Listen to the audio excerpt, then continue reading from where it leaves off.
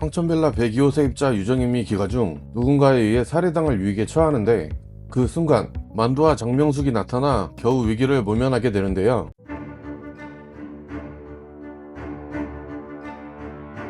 만두와 명숙 덕에 끔찍한 사고를 피하게 된 유정임은 경찰서에서 당시 상황에 대해 김소영에게 진술하는데요. 정임이 진술 과정에서 범인의 흉기에 대해 묘사하는데 그 묘사를 들은 소영은 25년 전 연쇄살인 사건의 결정적인 단서였던 칼과 매우 흡사한 형태를 하고 있다는 사실을 알게 되고 정임을 습격했던 괴한이 연쇄살인범 제이라는 확신을 가지게 됩니다. 그런데 여기서 이상한 점은 사건 이후 25년이란 세월이 흘렀잖아요. 유정임 앞에 나타난 괴한은 지난 세월에 비해 너무 젊다는 생각이 드는데요. 그렇다면 정선우는 연쇄살인범 제이를 모방하는 모방범일까요? 아니면 이전 영상에서 예상했듯 정선우가 사탄인 걸까요? 황천동을 지나던 한 학생이 불량 학생들에 의해 삥을 뜯길 위기에 놓이는데 빛나가 나타나 학생을 도와줍니다. 그 과정에서 약간의 폭력이 발생했고 그 일로 경찰서에 불려간 빛나. 불량 학생들의 부모가 빛나를 나무라며 빛나를 고소하려 하지만 빛나는 판사죠? 빛나가 판사라는 사실이 밝혀지자 가해자의 부모들은 지리는 태세전환을 시전하고 빛나가 구해준 학생은 김소영의 딸인 다희였습니다. 황천동에 제이가 나타났다는 확신을 가진 소영은 다희에게 다시는 황천동에 가지 말라며 소리칩니다.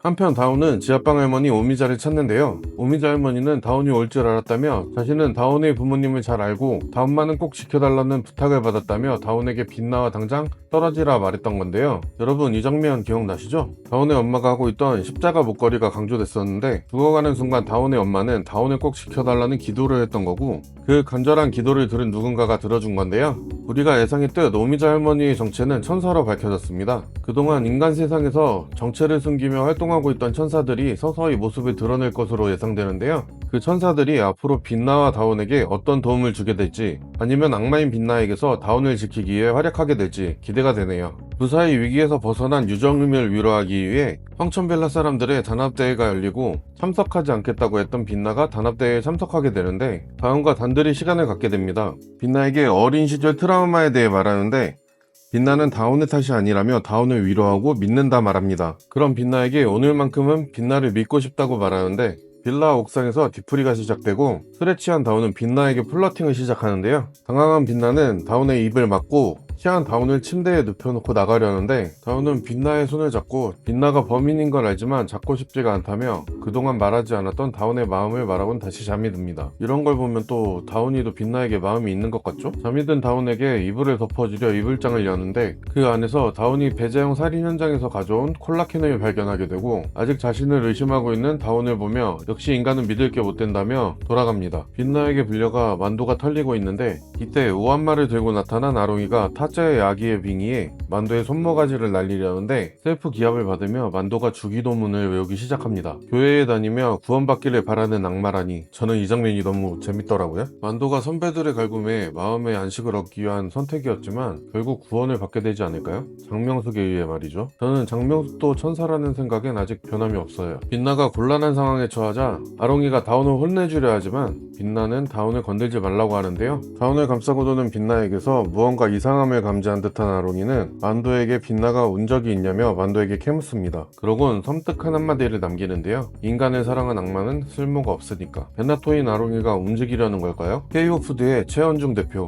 대중들 앞에선 선행에 앞장서는 참된 경영인으로 위장하고 있지만 뒤에선 온갖 악행을 일삼는 쓰레기였습니다. 노조 위원장인 원창선을 협상을 빌미로 집으로 초대해 돈으로 그를 해외여러 하는데 실패하자 그를 납치하여 폭행하고 살인을 청구해 자살로 위장시킵니다. 최원중이 원창선을 폭행하는 장면은 너무나 악랄했는데요. 우리의 분노 게이지가 쌓이기 시작하죠. 원창선의 죽음이 밝혀지고 유력한 용의자로 최원중이 경찰에 소환되는데요. 그렇게 열린 최원중의 재판, 당시 상황이 모두 녹음된 확실한 증거인 녹음기가 증거로 제출되었지만 이미 정재걸이 경찰과 검찰에 외압을 넣으나 재판은 진전이 없었습니다.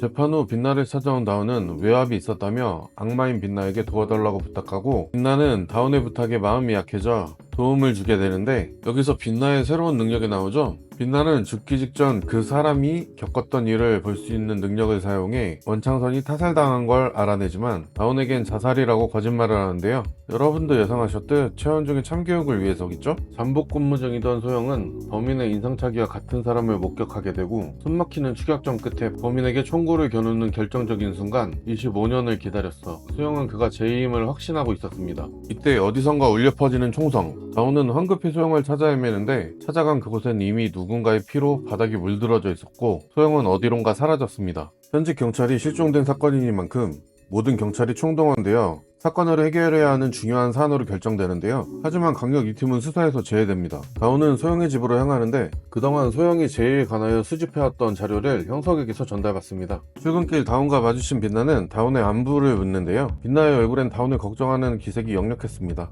빛나는 이제 다운이 관련된 일이면 감정을 조절할 수 없는 것 같은데요. 그만큼 다운을 좋아하는 마음이 커지게 된 건 아닐까요? 다시 법정에서 최원중의 재판이 열리는데 다운의 부탁을 받고 증언을 해주기로 했던 증인이 도착하고 다운과의 대화 때와는 다른 위증을 하는데요. 이때 미소를 짓는 최원중. 돈으로 증인을 매수한 것이 틀림없어 보였는데요. 지난번 재판 때와 같이 이미 외압을 받고 있던 검찰 측에서도 더 이상 재판을 이어갈 의지를 보이지 않자 빛나는 선고 기일만을 남겨놓고 재판을 마무리합니다. 정재걸의 저녁 식사 자리에 불려간 빛나.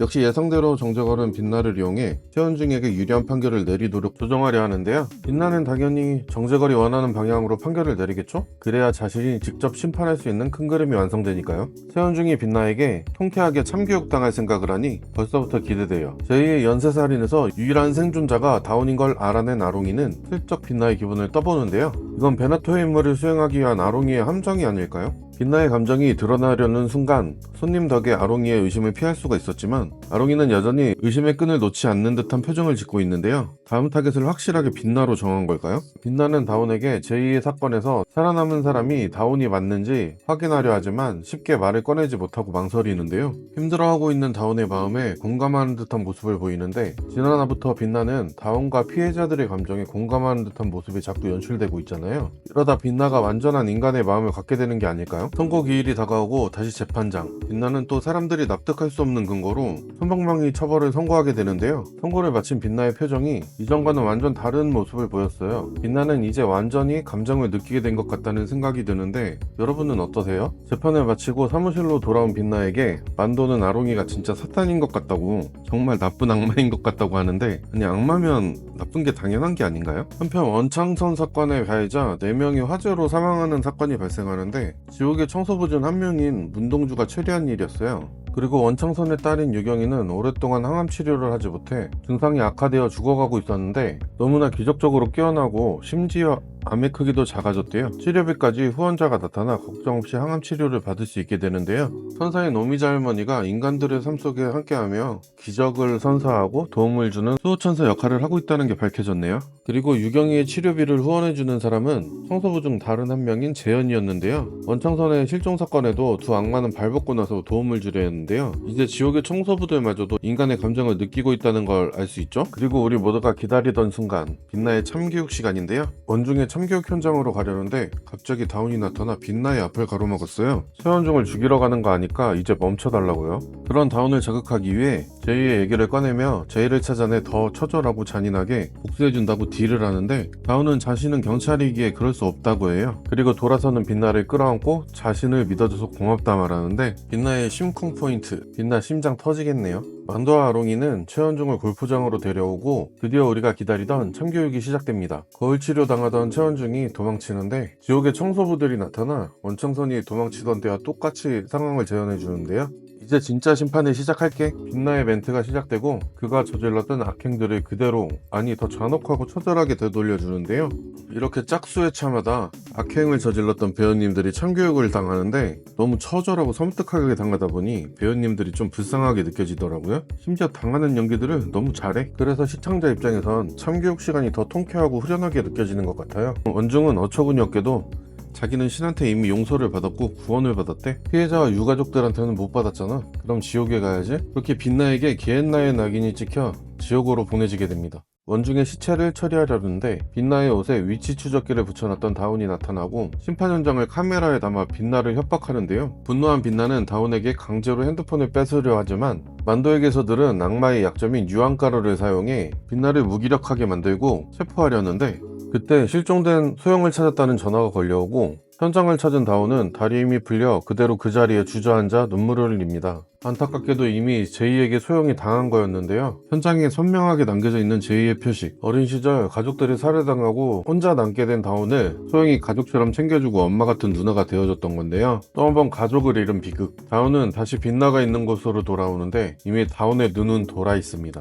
흑화한 다운이가 함께 제이를 잡아 자신이 죽일 테니 자신을 지옥으로 보내라고 빛나에게 약속하는데 다운이 앞에서 만족한다는 듯 미소를 짓지만 다운을 두고 돌아서는 순간 빛나의 심장이 크게 요동치기 시작하고 사랑하는 사람이 무너지는 모습을 본 빛나의 눈에선 처음으로 눈물이 흘러내리는데요. 이렇게 8화는 마무리되는데 빛나가 다운이를 사랑하는 마음이 더 커져버린 것 같죠? 흑화한 다운이가 악마인 빛나와 손을 잡으면서까지 살인을 하겠다 하는데 이미 다운이를 사랑하게 된 빛나가 그런 다운이를 지켜보기만 할까요? 그런 빛나의 마음을 눈치챈 것 같은 아롱이는 과연 빛나를 배신할까요? 앞으로 그들에겐 어떤 일들이 벌어지게 될까요? 오늘 영상은 여기까지 하겠습니다. 영상이 재밌으셨다면 구독과 좋아요 부탁드리고 여러분의 의견을 댓글로 남겨주세요. 저는 다음 영상으로 찾아올게요. 지금까지 드라마 스팟이었습니다. 감사합니다.